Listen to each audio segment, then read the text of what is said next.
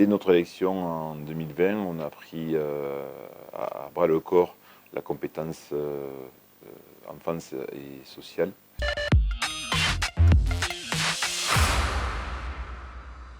On a essayé de donner un service à la population et surtout à nos enfants.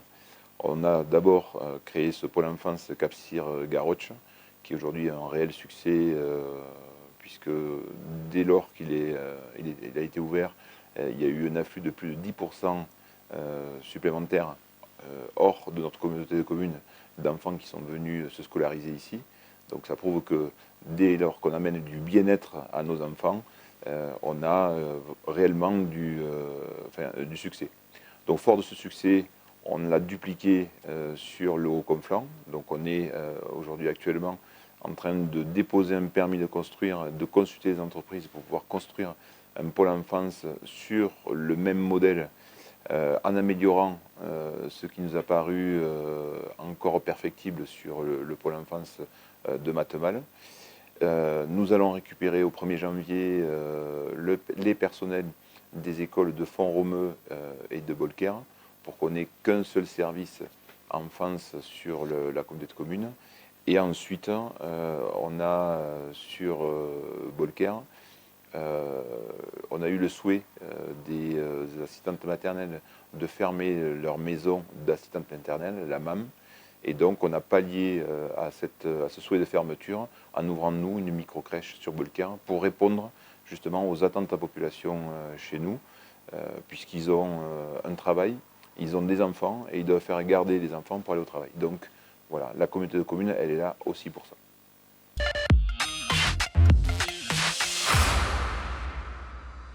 Ce qu'on a voulu donc avec la communauté de communes voisine, c'est créer un campus connecté. Et ce campus connecté, c'est un campus, c'est une université intrinsèque donc à nos communautés de communes avec Pyrénées-Cerdagne, pour qu'on puisse garder nos enfants sur le territoire et qu'ils n'utilisent pas que le sport. Aujourd'hui, il y a une multitude d'études qui sont possibles en France. Chez nous, nous n'avions que la filière sport et aujourd'hui, grâce à ce campus connecté, un agriculteur, un fils d'agriculteur peut continuer à étudier dans l'agriculture chez nous ici au campus connecté. Et ça, c'était un réel souhait et une réelle attente des enfants du territoire, puisque la filière post-bac chez nous, c'était la filière sportive et point. Et donc là, on a pallié avec justement ce campus. Et ce campus, aujourd'hui, il a un réel succès, puisque depuis son ouverture, les 16 places disponibles sont prisées chaque année, sont pleines, et il y a même une liste d'attente.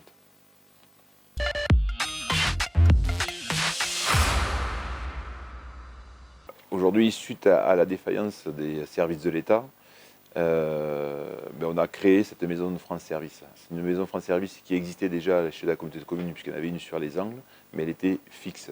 Ce qu'on a souhaité, nous, c'est faire une maison France Service itinérante, c'est-à-dire qui se rend dans les communes pour faire des permanences, à la rencontre donc, des populations, pour pallier justement à ces carences de fermeture des services publics. Et cette maison France Service, aujourd'hui, ce qu'on a souhaité, c'est la développer un peu plus. C'est-à-dire que nous avons créé un guichet de travailleurs saisonniers, ce fameux GATS, qui n'est pas un chat, mais qui est un guichet d'accueil, qui nous permet aujourd'hui d'accueillir les travailleurs saisonniers qui viennent chez nous, et pour éviter d'embaucher du personnel supplémentaire pour justement renseigner ces travailleurs saisonniers, mais pas que, c'est aussi la population locale qui peut être renseignée. C'est les maisons France Service, c'est les agents de la maison France Service qui font ce service d'accueil et de renseignement auprès des populations.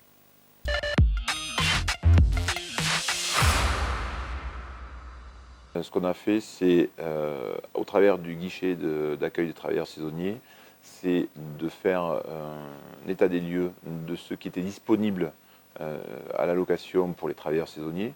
Et on a trouvé 32 places sur le territoire, 20 sur Saint-Pierre-des-Forcats dans l'ancien centre des éclaireurs, 12 à l'auberge de la Foune à la Yagone. Donc, ce qui nous permet aujourd'hui aux professionnels du territoire de sécuriser leur emploi par du logement. Donc ça, c'est la première étape qu'on a faite donc avec ce guichet d'accueil. Ce qu'on souhaite, c'est d'aller plus loin, puisque aujourd'hui, on est en train de faire un inventaire de ce qui peut être mobilisé justement pour les saisonniers. À ça, on va y ajouter des aides de la communauté de communes pour de la rénovation. C'est-à-dire on a une petite subvention de 2500 € pour aider à la rénovation de ces logements, de manière à ce qu'on puisse mobiliser encore plus. Et ce qu'on souhaite faire, in fine, c'est une agence immobilière à vocation sociale, de manière à ce qu'on puisse faire voilà, le vrai travail d'une agence immobilière pour le logement des saisonniers.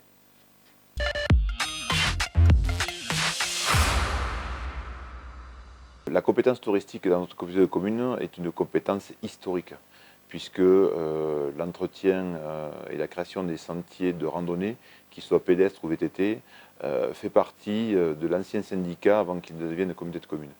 Donc cette compétence, on l'exerce à la fois donc, sur l'été avec le VTT et la randonnée, à la fois l'hiver sur le nordique. Et aujourd'hui, sur le nordique, on peut dire que le développement qui a été pris, le tournant qui a été pris la mandature dernière pour concentrer le nordique sur la IOS est un succès, puisque nous avons cette année, aujourd'hui on n'est qu'au mois de janvier, mais on est sur un record de fréquentation. Donc ça veut dire que le grand air plaît encore et beaucoup aux skieurs de fond, puisque le nordique en fait partie, mais pas que, et que le produit qu'on propose est un produit attractif. Après, on a également, dans la compétence historique, les refuges, puisque nous gérons des refuges, à la fois des refuges ouverts en montagne, et on vient d'inaugurer cette année le refuge de Balmette sur les Angles, qui est un vieux refuge que nous avons réhabilité pour donner du confort aux usagers. On gère également des refuges en direct, comme celui des Camporeis. Nous avons repris cette gestion en direct et aujourd'hui nous sommes très fiers de cette fréquentation. La montagne plaît aux randonneurs pyrénéens et à nos touristes, et nos refuges sont très attractifs et donnent l'envie d'aller en montagne.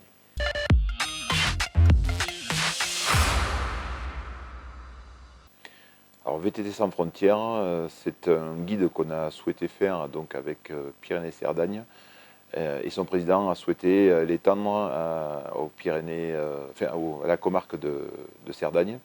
Et bien nous en a pris, malgré les réticences au début, parce que on apprend à se connaître. Aujourd'hui, c'est un réel succès, et ce succès, il est inespéré pour la comarque de Cerdagne, puisque ils vendent plus de guides qu'ils en ont commandé. Donc aujourd'hui, on ne doit pas s'arrêter là. Il faut qu'on ait une politique ambitieuse pour notre territoire. On a des trailers qui viennent souvent. On a, nous, Font-Romeu, station de trail qui est reconnue et labellisée. Et ce qu'il faut qu'on arrive aujourd'hui à faire, ben, c'est un trail sans frontières. Donc c'est un projet qui est dans les tuyaux, puisque la comarque de Cerdagne a été rencontrée à ce sujet, Pyrénées-Cerdagne également, et donc on espère pouvoir sortir bientôt Trail sans frontières.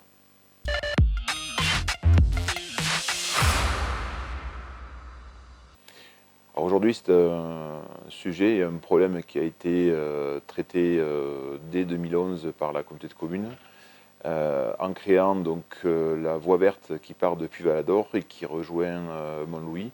Alors ça se fait en tranches. Nous sommes aujourd'hui, depuis 2 ans maintenant, partenaires du département à ce sujet, puisque nous finançons, nous, communauté de communes, une partie des voies qui sont sur l'emprise communale de nos communes adhérentes. Et ben aujourd'hui, on peut partir de Puy-Valador, je dirais, jusqu'à Font-Romeu ou jusqu'à Aynes par des voies vertes qui nous permettent d'avoir du cheminement doux, puisque le cheminement doux est un mot à la mode, sur l'ensemble de notre territoire. Donc on développe le vélo pour tous, le vélo en famille grâce à ces voies vertes et grâce au département.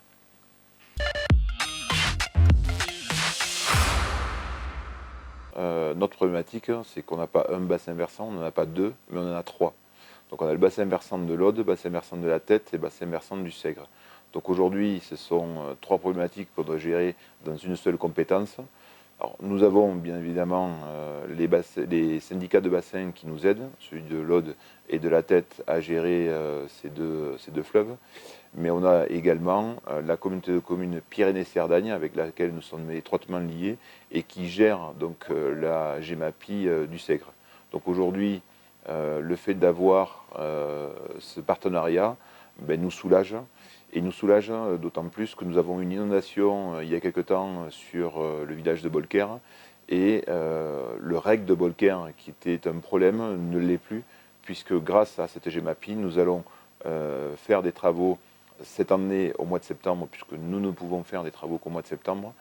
C'est la seule fenêtre écologique qui nous est attribuée pour faire des travaux, et résoudre ce problème qui, j'espère, ne se reproduira plus.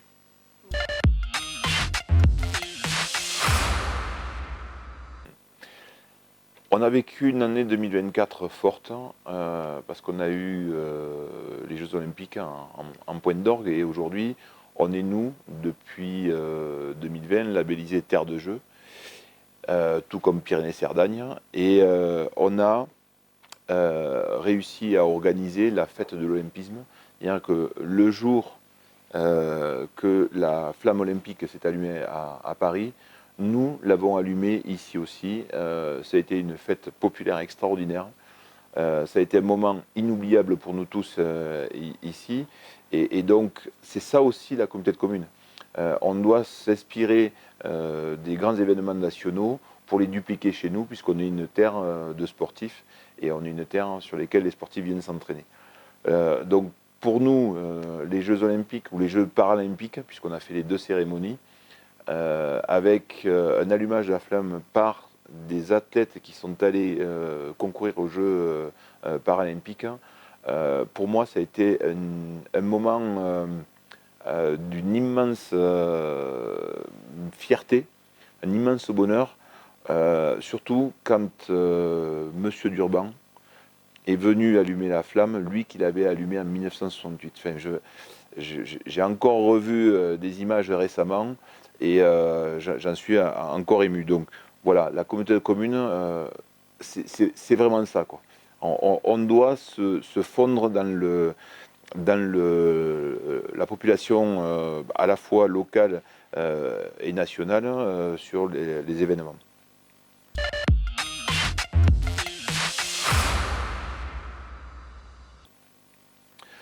Le point fort, on a un deuxième point fort qui était en début d'année, donc on va bientôt fêter le premier anniversaire, c'est nos médiathèques.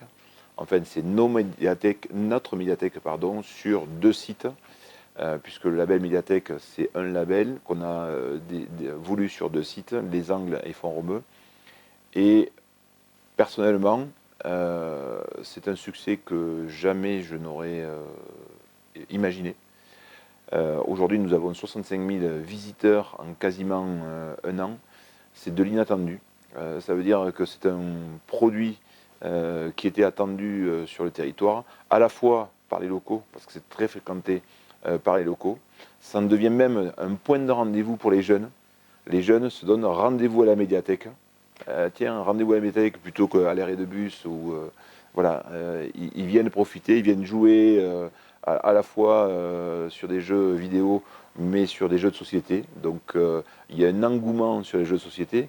Et puis surtout, notre réseau médiathèque, il ne doit pas rester dans nos médiathèques, il faut qu'il sorte des médiathèques. Et aujourd'hui, je vais citer un exemple.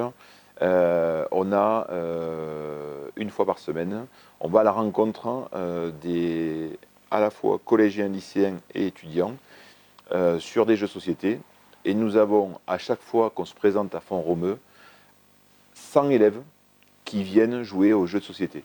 Donc voilà, notre médiathèque, c'est une médiathèque qui se veut à la fois intramuros pour satisfaire un plus grand nombre, mais à la fois extramuros pour satisfaire à la fois les enfants du territoire, mais pas que, puisque aujourd'hui on a des partenariats à la fois au CEJA et à Bourg-Madame, le Mas Blanc et des établissements médico-sociaux.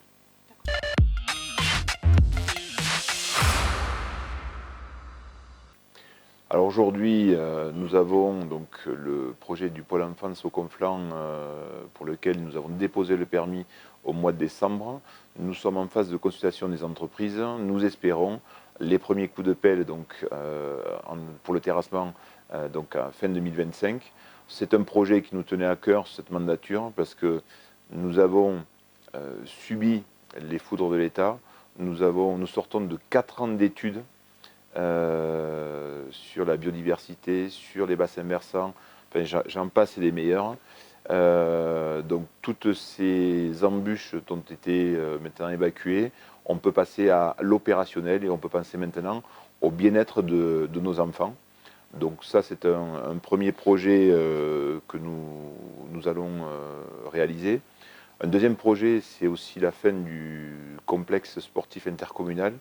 C'est un projet que nous avons lancé il y a 3 ans, pour lequel nous avons démoli l'ancien complexe et les turpitudes des entreprises ont fait que une entreprise, malheureusement, une institution départementale s'est arrêtée, cette entreprise Fonte de Ville. Et pour récupérer notre marché, ça a mis quasiment plus d'1 an.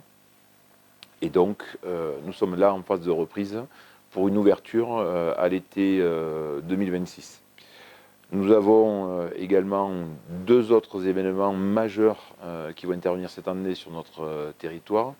Le premier, c'est au mois de septembre, le deuxième week-end, c'est une manche à la Coupe du Monde de Gravel, la Coupe du Monde UCI, donc l'Union cycliste internationale, qui vient chez nous, et particulièrement aux Angles, pour justement faire dérouler cette épreuve qualificative pour les champions du monde qui se dérouleront à Nice cette année.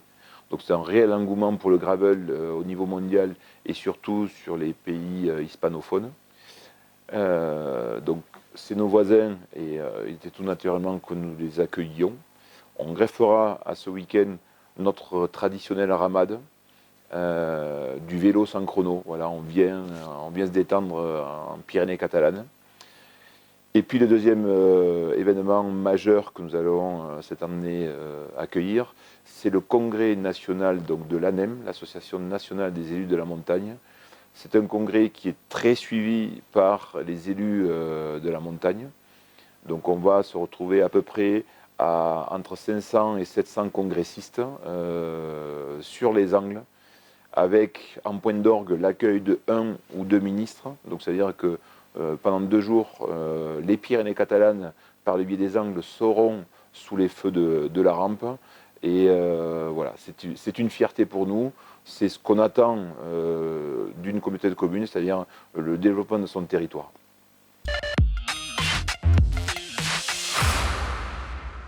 Nous, élus, notre devoir, c'est de prévoir l'avenir. Prévoir l'avenir, c'est aujourd'hui communiquer de la même manière. Si on communique chacun de notre côté, on n'y arrivera pas. Par contre, si on communique tous de la même manière, on va arriver à quelque chose.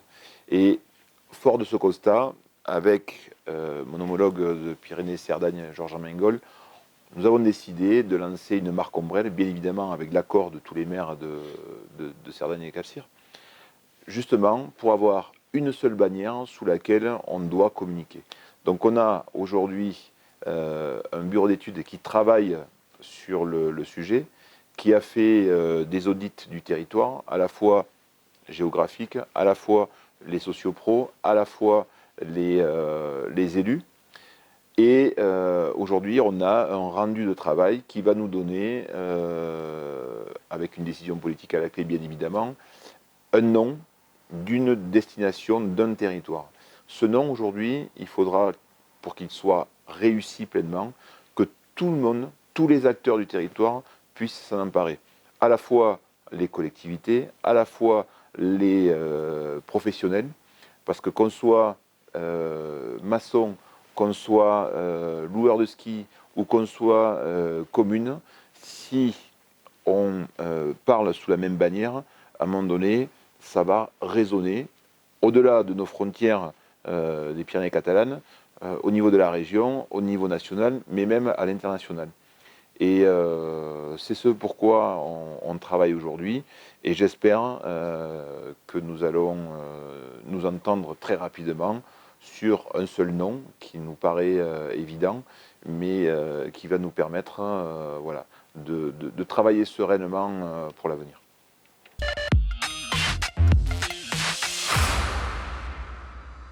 Dans la compétence urbanisme que nous exerçons, on a une chape nationale qui est descendue, qui s'appelle la loi Allure, qui est déclinée avec le ZAN. Donc tout ça, ce sont des noms barbares, mais qui nous obligent sur le territoire. Et donc, aujourd'hui, ce qu'on souhaite faire, c'est prescrire un PLUI, in fine, de manière à ce qu'on puisse exercer la solidarité urbanistique sur notre territoire. Et je m'explique. Aujourd'hui, le SRADET, le schéma régional de l'urbanisme, je décline, nous dit bien que pour mobiliser l'hectare minimal par commune, si nous ne sommes pas en PLUI, on ne peut pas le mobiliser. Et aujourd'hui, il y a des communes, des petites communes au sein de notre communauté de communes qui ne construiront jamais un hectare dans les 15 ans à venir. Donc, ce que nous souhaitons faire, c'est mobiliser cet hectare des petites communes, pas dans son entièreté, mais mobiliser une partie de cet hectare au profit des communes consommatrices de surface constructible. Et donc, nous nous attelons dès le premier trimestre à faire des réunions de travail justement sur la spécificité d'une prescription de PLU. Et nous espérons qu'avant le deuxième semestre 2025, on puisse prescrire ce PLU de manière à ce qu'on puisse mobiliser cet hectare d'ores et déjà.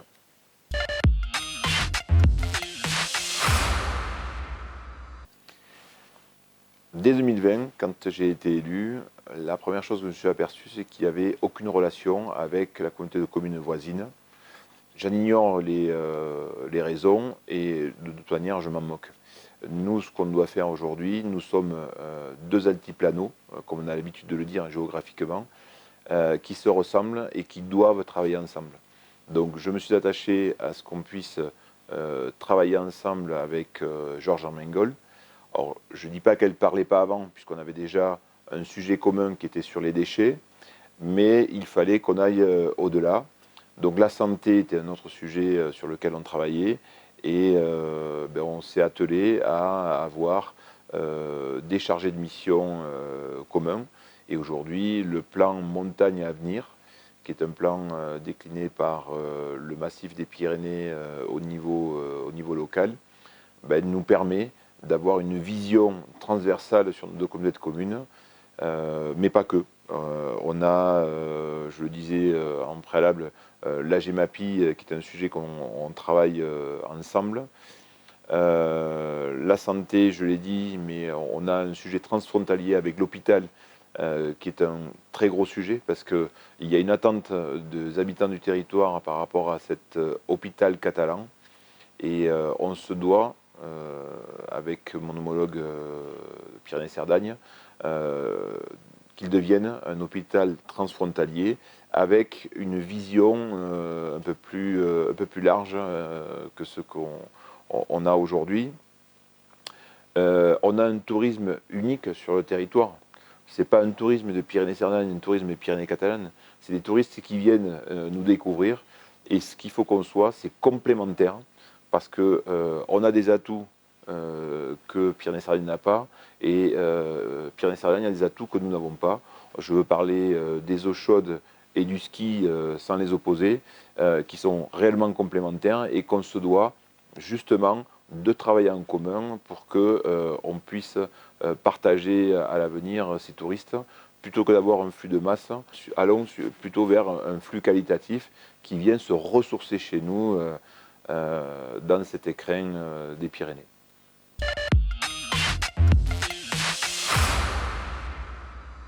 On est des enfants gâtés.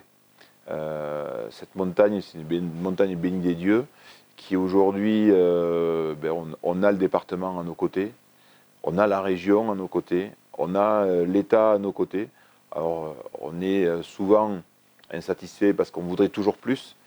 Mais tout à l'heure, quand je parlais du pôle enfance au Conflans à la Cabanasse, l'État a été à nos côtés pour dire voilà, vous devez faire cette étude, mais derrière, vous pourrez réaliser et on vous aidera.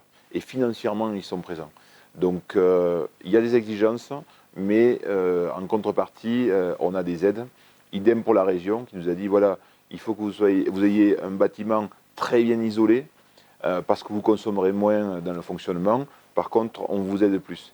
Et c'est en ça qu'on arrive à nouer des partenariats. Le département l'est tout autant que les deux précédents, avec leurs exigences, bien évidemment, mais avec la contrepartie financière.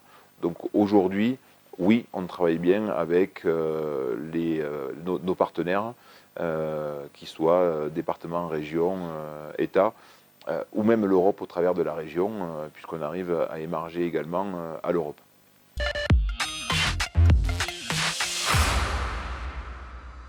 Nous, aujourd'hui, la communauté de communes, elle est là pour être au service des communes. Donc nous avons aujourd'hui des agents qui sont mutualisés sur les communes. Je parlerai simplement d'un agent pour faire du ménage. On n'en a pas besoin tous les jours dans une commune et donc on a réussi à mutualiser sur quelques communes cet agent. Mais pas que. La solidarité envers les communes, on vient de l'exercer suite au malheureux incendie qui a frappé la commune de La Yagone, en mettant à disposition dès le jour même du matériel pour que les employés puissent continuer à travailler.